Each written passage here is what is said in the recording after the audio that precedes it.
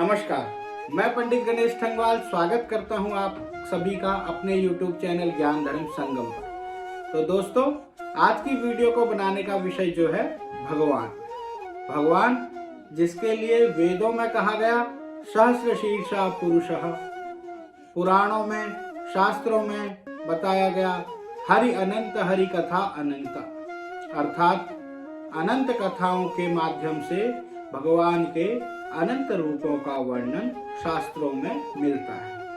इसी प्रकार भगवान शब्द का अगर हम निरूपण करें, अगर हम भगवान शब्द के वर्णों का निरूपण करें, जैसे कि भूमि, भ से भूमि, ग से गगन, व से वायु तत्व और वा के आकार से अग्नि तत्व को हम लेते हैं, और न अर्थात नील यानी जल तत्व को हम अगर इन वर्णों के अर्थों को हम जोड़ें तो उससे हमें भगवान शब्द के एक नए स्वरूप का पता चलता है।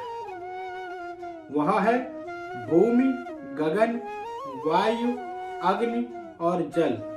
इन 5 अवयवों से जो परम शक्ति ब्रह्मांड का संचालन करने में सक्षम है वही भगवान है।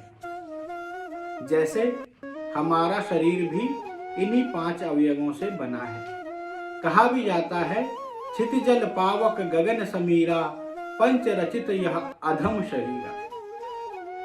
यही 5 तत्व हैं जिनसे हमारा शरीर बना है, और इन 5 अवयवों से जो शरीर बना है उसको चलाने वाली जो शक्ति है उसको प्राण शक्ति कहते हैं। तो शरीर का संचालन कौन कर रहा है? तो शरीर का संचालन हमारे प्राण कर रहे हैं। अगर हमारे प्राण नहीं हैं तो अर्थात शरीर नहीं है। इसी प्रकार अगर ब्रह्मांड में वह परम शक्ति भगवान नहीं है तो ब्रह्मांड का संचालन भी नहीं हो सकता। यही ऊर्जा जब साकार रूप अर्थात मनुष्य शरीर को लेकर जब पृथ्वी पर अवतरित होती है तो उसे ही भगवान का अवतार कहते हैं। भगवान अवतार लेते क्यों हैं? इसके लिए शास्त्रों में बताया गया कि भगवान के अवतार लेने के 2 कारण हैं। एक भक्तों का उद्धार करने के लिए और दूसरा दुष्टों का संहार करने के लिए।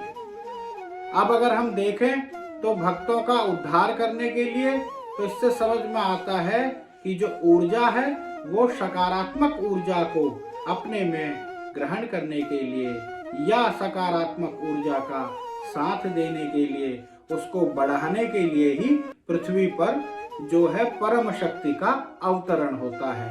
और जो दुष्टों का संहार करने के लिए बतलाया गया है, अर्थात जो संसार में नेगेटिव एनर्जी है, नकारात्मक ऊर्जा है, उसका विघटन करने के लिए ही परम शक्ति भगवान पृथ्वी पर अवतार लेते हैं। जब भगवान पृथ्वी पर अवतार लेते हैं तो वह खाते क्या हैं?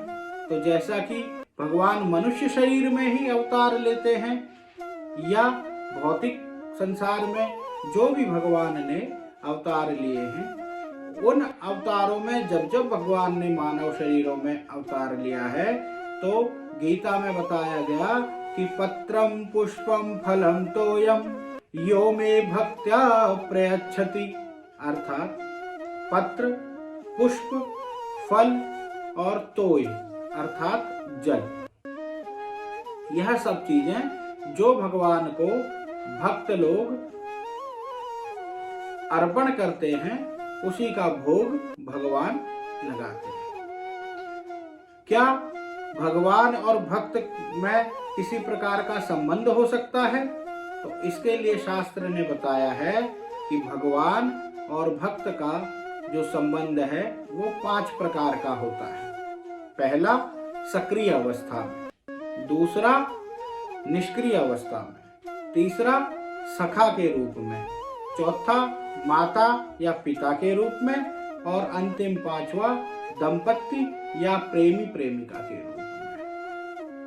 और कलयुग में भगवान को प्राप्त कैसे किया जा सकता है, तो इसके लिए भी शास्त्रों में बताया गया है।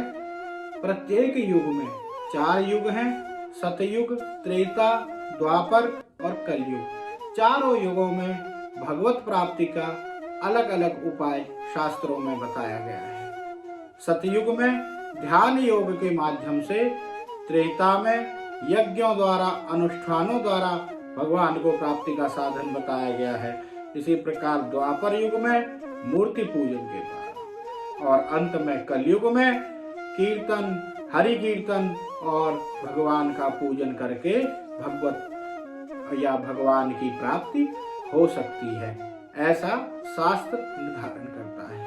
तो दोस्तों, भगवान के विषय में जैसा कि मैंने आप सभी को अपनी अल्प बुद्धि में जितना आया उसी से आपको समझाने के लिए वीडियो बनाया गया है। तो जिन लोगों ने भी अभी तक मेरे चैनल को सब्सक्राइब नहीं किया है वो लोग चैनल को सब्सक्राइब कर लें।